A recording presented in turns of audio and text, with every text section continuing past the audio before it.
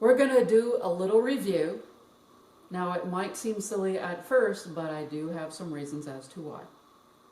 4 can be broken down into 2 times 2. 6 can be broken down to 3 times 2. 12 can be broken down to 4 times 3. 15 can be broken down to 3 times 5. I think everybody would agree with me that all of this is true. I can break down the number 4, the number 6, the number 12, and the number 15 into lovely little pieces. And the question you're asking yourself is, why did you do that? I'm so glad you asked. A to the 4th, well, the 4 can be written as 2 times 2. And I can write this as a squared with a 2 on the outside. So I can write it as parentheses with a exponent on the outside. This is still 2 times 2. 2 times 2 is 4. Parentheses here just mean still like the same thing you would think of as multiplying. 2 times 2, or you can write it like this, which is 4. But I want us to get used to deconstructing a to the 4th and writing it like this. So far, it seems reasonable. A to the 6, I can break the 6 down in terms of 3 times 2. This is still a to the 6, just broken down into little pieces. A to the 6, written as 3 times 2, can be a to the 6 can be rewritten as a to the 3 with the 2 pushed on the outside of the parentheses. This is still 3 times 2. 3 times 2 is still 3 times 2, which is still a to the 6th power. And yes, I heard you. Yes, I did. But what about, yes. 6 can be written as 2 times 3. So you could have the 2 on the inside with the 3 on the outside. 2 times 3 is still 6. 2 times 3. Same thing. It's just that I have the different exponent on the outside. Can I do it for the 15? Yes, you can. 3 times 5 is 15. I can put the 5 on the outside, or I could put the 3 on the outside. It does not matter. A little review. That's pretty cool. You can break up your powers. Yes, you can. What you see on the outside is what I'm going to be stressing. So, this is where I'm going. The inside is just as important, but really, let's concentrate on the outside. I care about these powers on the outside. What's inside is nice, and they still multiply to give me what they were, a to the 4th, a to the 6th, a to the 6th, a to the 15, a to the 15, but it's the outside powers to me that are more important. Stress, stress, nudge, nudge, wink, wink. Let's talk about cubes. Sum and difference of cubes, but with higher powers and or variable exponents. That's where we're going. So what if I have x to the 6 minus y to the 6? Now, please understand, we are dealing with cubes. If they leave it up to you as to whether you want to do squares or cubes, that will be up to you. The directions say cubes. And please, please, please understand, read the directions, because that's a dead giveaway as far as how to factor these.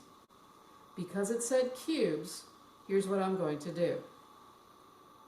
We know 6 is 2 times 3. You can also write it as 3 times 2. They mean the same thing, as we found out, as we know. Now the directions talk about cubes, so this is very important. When we set this up, the 3 is going to be on the outer exponent. When we set this up, the 3 is going to be the outer exponent. And the reason why the 3 is going to be on the outside is because it told us that they want cubes. Whatever they want, that number is going to be on the outside. So if they want squares, they want the power of 2 on the outside. If they want cubes, the power of 3 will be on the outside. So again, because they want cubes, I have the power of 3 on the outside, so I have x squared cubed minus y squared cubed.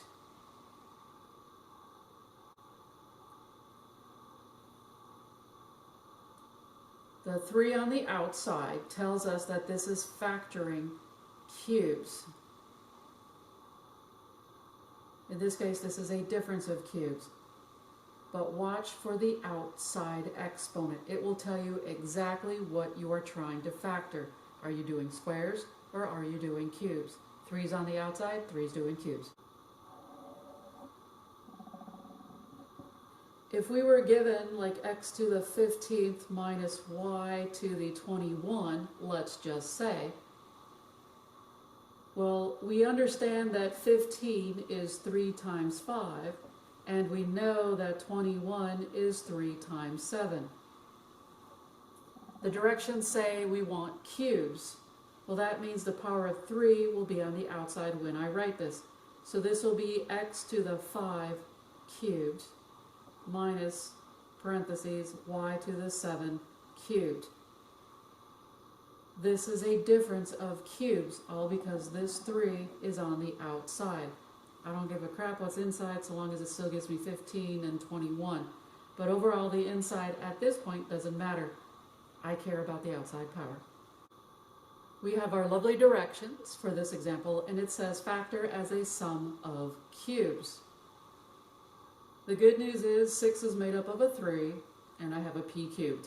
Perfect. 6 we know is 2 times 3, and 3 is 1 times 3. Now I'm stressing the 3 on purpose. Do you have to put a 1 here? No, but it is handy. Alright, so there's nothing wrong with putting a 1 with the 1 times 3. So here we go. The 3 is on the outside of the exponents, letting me know that I'm going to be factoring cubes.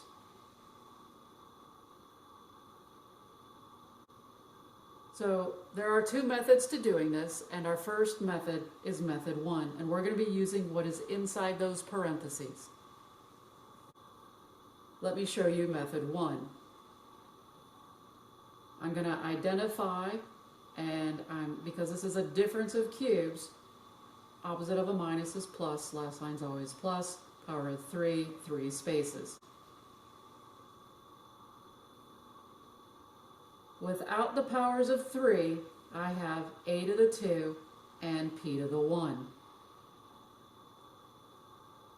Then what I'm going to do is use the pattern. I have a squared being squared. In here I have 1 of each, a squared times p, and then I have this p to the 1 being squared. Now understand this is only method 1, so if you don't like this one, bear it out for just a few seconds. First set of parentheses is fine. 2 times 2 without parentheses looks like this. Without parentheses, this is just 1 times 2. And I end up with a to the 2 minus p times a to the 4 plus a squared times p plus p squared. Cool. That is my final answer to this problem. If you understand this and you don't want to see another method, then that's fine. Let me show you method 2, which is about substitution. First thing I want to do though is realize that a to the 6 is 2 times 3. So notice I'm still putting the 3's on the outside. Substitution part says I'm going to let a squared equal u, and I'm going to let p equal v. So what I did is I got rid of all of this crap on the inside that looks like a lot, a squared and the 3, and what this does, this looks like a normal cube that we dealt with earlier in first learning how to do cubes. So without the clutter, that's what substitution's for. What you can do if you don't like these parentheses here, yeah, you can still write it as u cubed minus v cubed, and if that makes it feel a little better for you so you can actually do this problem, then that's fine. I just have u minus v without the powers of 3. I set up my parentheses with 3 spaces, and if this is a minus, my 2 signs are plus. I have u squared plus u times v plus v squared. Now, this is done as far as substitution goes, but you can't leave it like this because our original problem had a squared and p and not u and v. So just replace u with a squared and replace v with p. And we get a squared minus p times, we got a squared squared minus a squared times p plus p to the 1 squared. Work it out, and you're good to go. It's the same thing as we did earlier. Now, I made it a little bit lengthy, and that's okay. But some people need the I space, and so substitution is great. If you know how to work with method 1, by all means do so. But I'm going to warn you that later on, and I don't remember if it's this class or Math 102, I want to say it's this class, we're going to be using some substitution like this. So if you want to do a few problems with substitution just to get used to it, that would be great. Both methods work. They both work awesome. There is another method, but for now, let's use one of these two. If you need another method, I can always work with you.